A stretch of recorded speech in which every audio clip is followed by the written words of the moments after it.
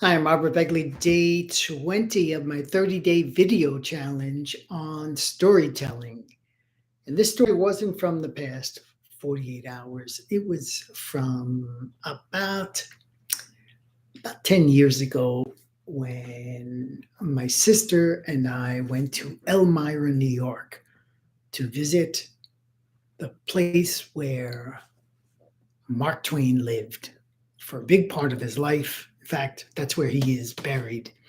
And tomorrow we'll cover the adventures of not Tom Sawyer, which is a great Rush song, but Huckleberry Finn. I thought of why Huckleberry Finn is so important, that novel, which is sadly people are trying to ban it from schools today.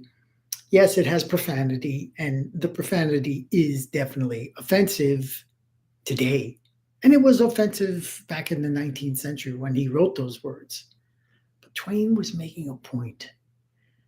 He was making a point that this is irrational and I want to expose it.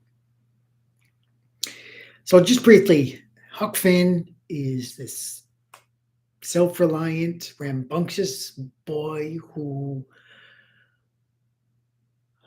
doesn't mind bending the law a little bit, doesn't really want to be civilized and brought to church and given proper manners.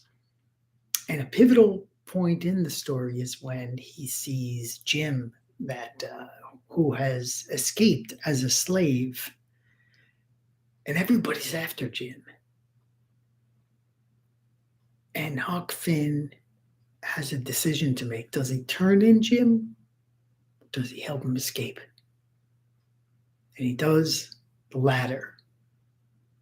And this inspires me. I mean, I read this book when I was a kid, and I have some similar characteristics. I couldn't fish or hunt the way Huck Finn could. I'd rather macaroni and cheese dinner than the stuff he eats.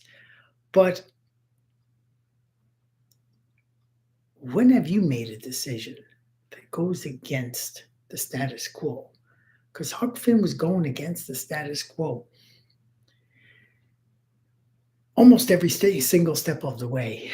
And that's one reason I just think the book is fabulous and should be on everybody's required reading list. There's a lot of other good Mark Twain stories. I would also go to there's a nice museum about him in Hartford, Connecticut. And whenever I'd see my buddy Paulie, I'd be like, Paulie, I'll see you in a few hours. I'm going to Mark Twain's museum, and a nice bronze bust of him there. So Mark Twain, great American storyteller, changed the surface of literature because he wrote in a conversational tone that worked in the era. For those reasons, he is a hero. We'll see you tomorrow.